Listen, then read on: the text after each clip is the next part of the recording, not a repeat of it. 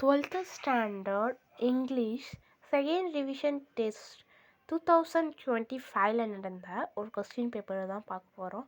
இது காஞ்சிபுரம் டிஸ்ட்ரிக்டில் போன வருஷம் நடந்த ஒரு கொஸ்டின் பேப்பர். இந்த வீடியோவை மறக்காத சப்ஸ்கிரைப் பண்ணுறாங்க, நடுவில் ஸ்கிப் பண்ணுறாதீங்க. நான் ஒவ்வொரு வார்த்தையை சொல்கிறதும் உங்களுக்கு கோல்டன் வேர்ட்ஸ், ஸோ நான் ஸ்கிப் பண்ணாதீங்க. ஃபஸ்ட்டு 3யும் சினோனிம்ஸ், இது உங்களுக்கு தெரியும். 1 மார்க்கை பொறுத்த வரைக்கும் 20 1 மார்க்கும் கரெக்டாக எழுதிட்டிங்கன்னா யுவர் லக், உங்களுடைய லக்குன்னே சொல்லலாம். 20 1 மார்க்கும் கரெக்டாக எழுதிட்டா. அதுக்கப்புறம் இது பொய்டிக் லைன்ஸு எத்தனை நாள் எழுதிடுங்க. எப்படின்னா ஃபஸ்ட்டு நான் 4 யூனிட் படித்தாலே அசால்ட்டாக 4 எழுதிடலாம், இது எழுதிடுங்க. அதுக்கப்புறம் டைரக்ட் இன்டைரக்ட்லாம் கிராமர்ஸ் பார்ட்டை பார்த்தீங்கன்னா இதுவும் அசால்ட்டாக 3 அடிச்சு தூக்கிடலாம்.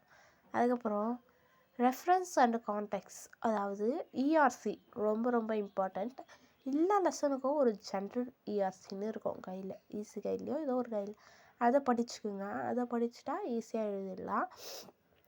அதுக்கப்புறம் இது செக்ஷன் பி எதுலேருந்து வருதுன்னா ப்ரோஸ்லேருந்து வருது. ப்ரோஸை படித்தா இதையும் அசால்ட்டாக எழுதிடலாம். ஃபஸ்ட்டு 4 யூனிட் ப்ரோஸ் படிச்சுக்கிங்களேன், எழுதிடலாம்.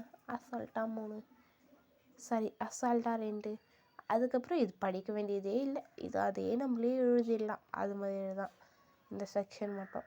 அதுக்கப்புறம் இதில் இந்த first 3 unit prose poem supplementary படிச்சிட்டாலே 41 42 43 உங்களால் எழுத முடியும், அதுக்கு நான் guarantee.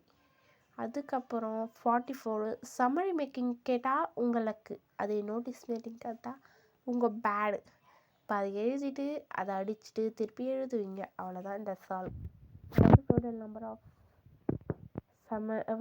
certain number of passage in the summary paragraph. ஐயோ, அதுக்கப்புறம் ரஃப் காப்பி பேர் காப்பியோட நம்பர்ஸ் எல்லாம் எழுதணும். இந்த 45 கொஞ்சம் ரிஸ்க் தான். ஃபார்மலும் இன்ஃபார்மல்லையும் ஒரு லெட்டர் வரும், அதில் உங்களுக்கு எது வேணுமோ சூஸ் பண்ணி எழுதிக்கலாம். எரர் இது மட்டும் தலைவலி தான். இது சில பேருக்கு ஈஸியாக இருக்கலாம், இது தலைவலி தான் என்னை பொறுத்த வரைக்கும். அதில் கை வைக்காத.